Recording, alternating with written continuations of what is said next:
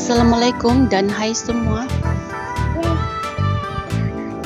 Bertemu lagi kita dalam Ellen Channel yang menyediakan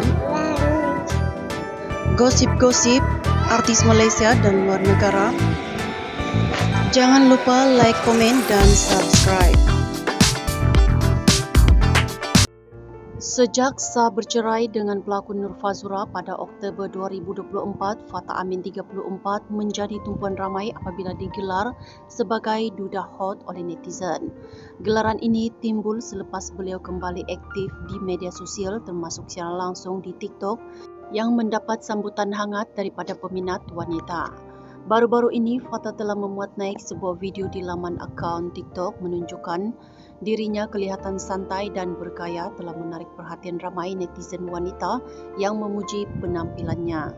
Menjengah ke ruangan komen, hampir keseluruhan komen dibanjiri oleh netizen wanita yang terpesona dengan penampilan Fatah. Apa yang lebih menghiburkan adalah yang meninggalkan komen adalah wanita yang sudah pun berkahwin. Suami aku lagi handsome, ya Allah, suami aku lagi handsome. Bos dah start tanya asal ulang-ulang lagu ni. Geram betul dengan senyuman tu. Jom kahwin. Anak aku tanya kenapa lagu ulang-ulang ibu. Ibu tengah cuci mata nak. Syafiq Khaili dah kahwin. Tengok Fatah Amin jelas sekarang ni. Suami aku tanya kenapa ulang-ulang lagu ni. Tengah cari komen bini. Ramai juga netizen mengatakan bahawa Fatah Amin mempunyai pesonanya yang tersendiri. Lebih-lebih lagi selepas memegang status duda, pembawaan diri yang lebih kemas dan berkarisma menunjukkan dirinya semakin stabil dan bahagia. Seronok tengok Fatah sekarang, berbeza dulu, sekarang macam dia dah jadi diri dia sendiri.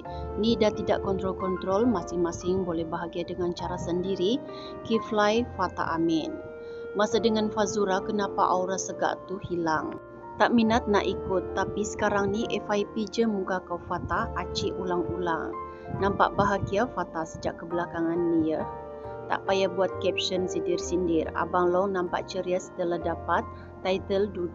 Gelaran Duda Hot yang diberikan oleh netizen bukan sekadar gurauan, tetapi mencerminkan populariti Fatah yang semakin meningkat selepas kembali solo. Sokongan padu daripada peminat membuktikan bahawa beliau masih relevan dan diminati dalam industri hiburan tanah air. Kini beliau sedang hangat diperkatakan sedang bersama dengan penyanyi Amira Othman.